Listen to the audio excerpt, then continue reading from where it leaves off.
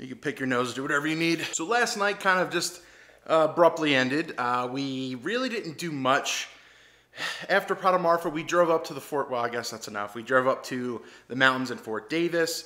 You see a lot of kind of B-roll. Dredd took the drone up. Ted took the drone up, and there are some amazing aerial views we got out there. It was a little bit hazy. The weather so far has been cold. It's been fine around here in Texas and Marfa, but the skies really haven't been that great.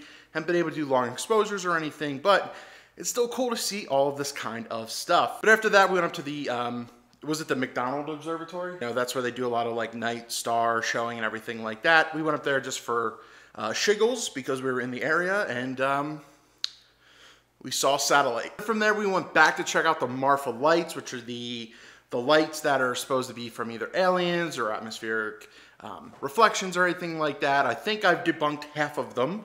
The ones on the right side are most likely headlights. Then there's 2 or 3 that show up on the left that are probably related to UFOs. I don't really know. And then we came back here, passed out, and went to sleep. But this is day 4 of my Texas trip. Day, 2 or 3 in Marfa. Day 3 in Marfa. And today we're going to the Chinati Foundation. It's really kind of a homage to Donald Judd, who bought up a lot of land around here to kind of restore it and to kind of save the town and a lot of things around here, as we kind of learn to figure out around here. And the foundation's really in his honor. There's a lot of his work there and other artists as well, and that's what we're going to check out today. We're going to do a bit of a tour. We were pretty much told we cannot bring in any cameras or anything, so you're going to have to believe my voice on things when we talk about it. But the cool thing I do want to see, there's this little art installation most likely out back. Maybe not, I don't know where this is. And it's his work of these like square or rectangular stone things in the middle of a field. It's random, but it looks kind of cool, and we're gonna go see it. But once again, the sky is just overcast. It's not gonna make for super pretty pictures, but I'll show it in video form. And then from there, we don't know. We're gonna probably hit the town up again, eat some Mexican food that's gonna hurt later tonight or something. Maybe astrophotography, I don't know, but you're all caught up. We're the last day pretty much in Marfa. We leave tomorrow morning. And yeah, any words wise of advice, Ted? Nah. Good. Eh.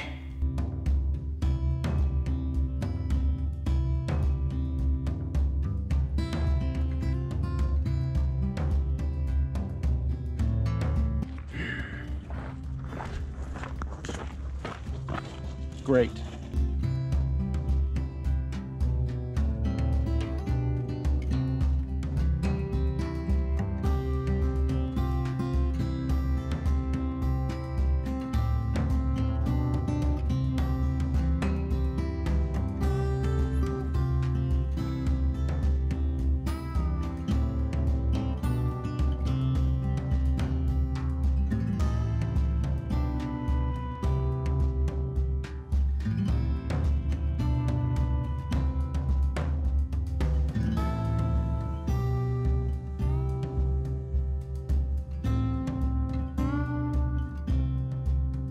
So there was the talk about light and dark, but if you look too, the exterior even does it as well.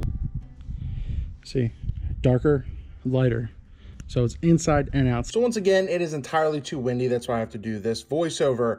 What I'm talking about here, as we're kind of basically walking to the stone, the rock artwork here by Judd, is that a lot of this stuff is hard to show on camera, especially the quick clips you saw of the aluminum metal boxes inside the one Chinati house right there, the military bunker in the background, and especially these stone things as well, because it's like almost 3/4 of a mile. There's 15 installations. They frame nature and art in a certain way. So without really getting the full experience and really the good look, it's tough to convey the shadows and how light hits all these different objects. And you really learn to appreciate how lighting is and shading and everything out of pure minimalism. So you don't really get that effect, but this is what I'm saying at this part. It's just too darn windy.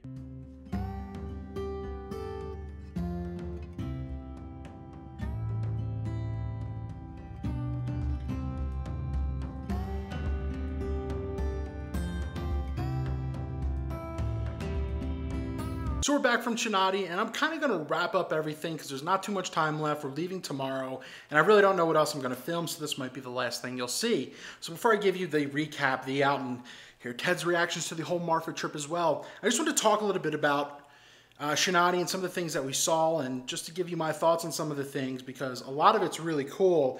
And the way I say it is, a lot of the art there is very minimal, but it says a lot. Ted and myself took a tour around a couple little art pieces or artist collections in the area. We did the collection tour. It was like it was only 20 bucks, right? Yeah. It was 20 bucks. It was super affordable, but it was worth every money, and probably even more. I just don't want to pay that right now. But essentially in Chinati, it's there's like 6 permanent artists that they have, and they rotate in and bring in others to and from as they need.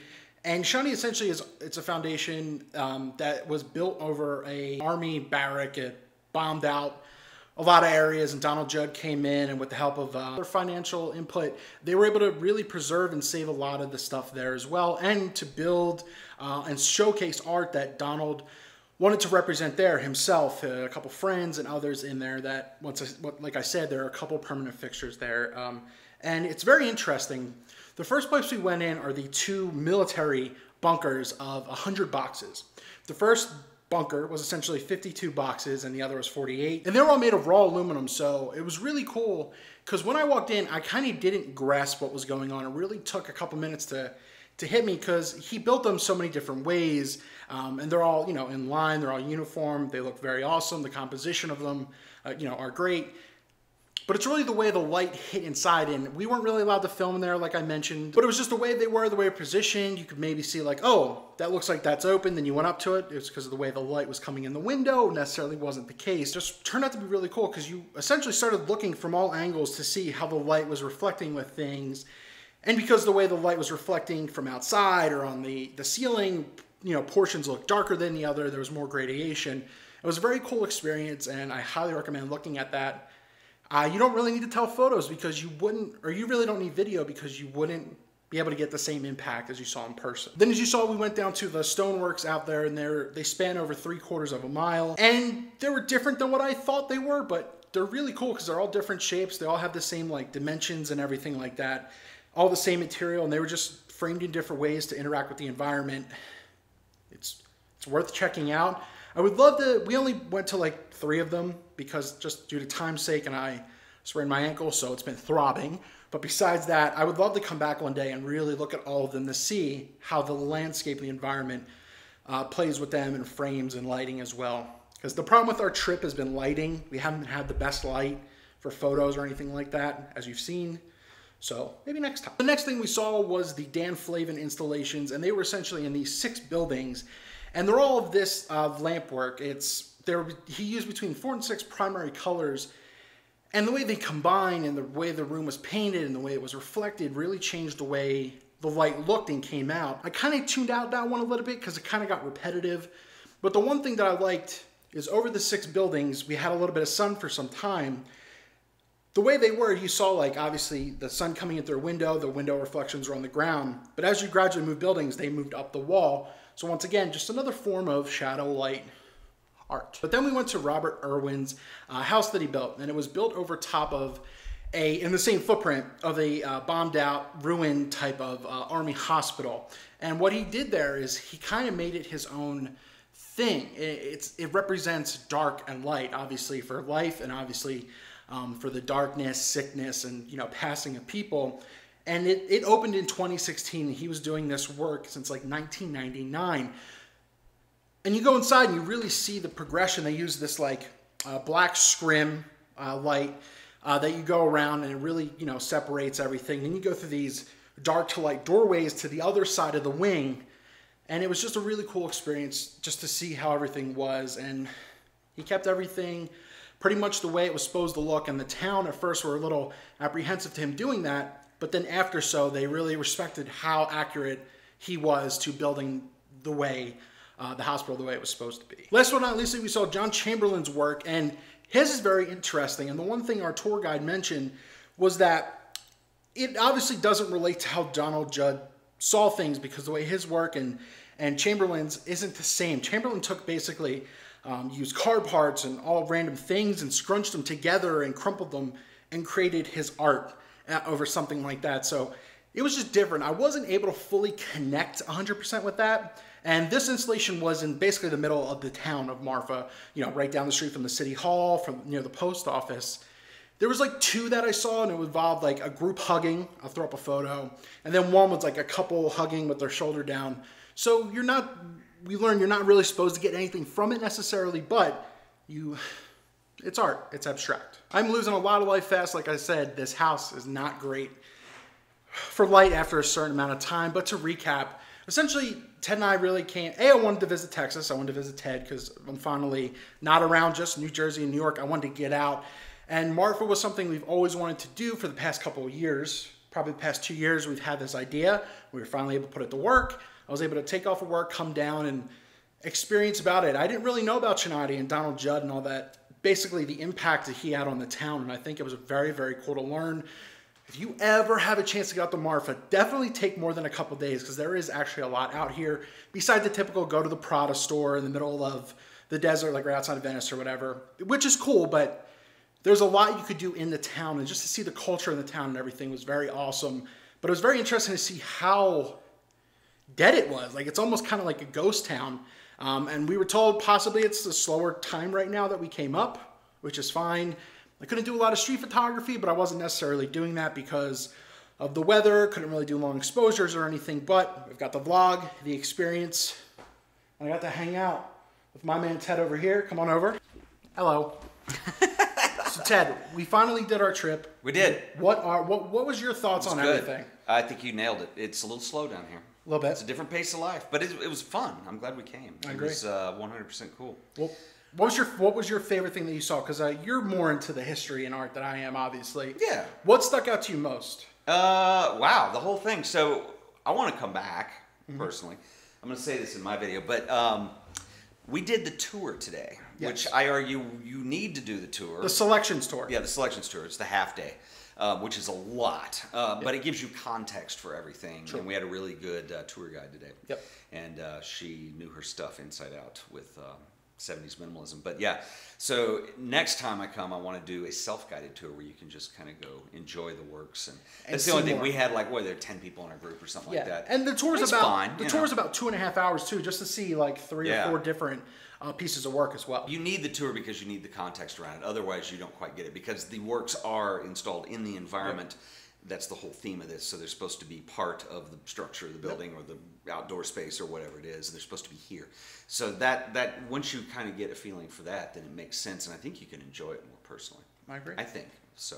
What was your funnest moment we've had on the trip too? Grab and go donuts. The grab and go donuts are amazing. We are living in a house. Okay, the house that we're in, we don't know the history 100%. It's Doc. What's the dude's name? Well, there's a wide variety of temperatures in here. Yes. This room is the most comfortable. Yes. My room is a sauna. You're living in an igloo. It's Demon's Mouth, and mine's a tension igloo. I don't mind that. Yeah, and then the kitchen's just like Antarctica in there.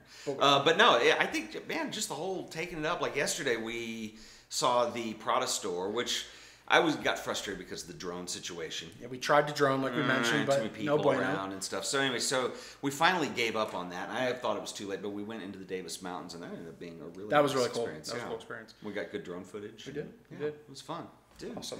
We did it. This trip has been 2 years in the making. This is the Marfa trip. We made it happen. And we did a drone too. We didn't necessarily fail this time. No, we did. Yeah, I know. We always fail on the drones. Coney Island. Well, we pick ambitious locations for our droning. But yeah, Coney Island was a no-go because actually that was funny because it came down to the lightning cable.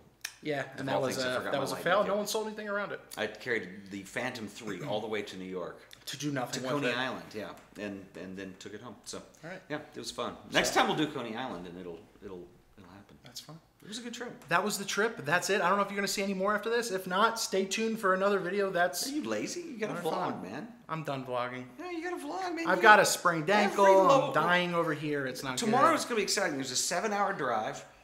Think of all the comedy opportunities. And not just that, the visuals of the interior of a car on the interstate. This won't already be posted. This will already be posted by then, but check out his Instagram. He'll have us. Oh yeah, we're all photo nerds talking about nothing and. Oh no, that's the Johnny Cash. Johnny Cash is going on Instagram now. So hopefully you've already seen that. And Coffee with Cars or whatever, the Jerry Seinfeld ripoff. Yeah. That's it. All right, sign me out then. See ya. until the next video, until his next video. Later.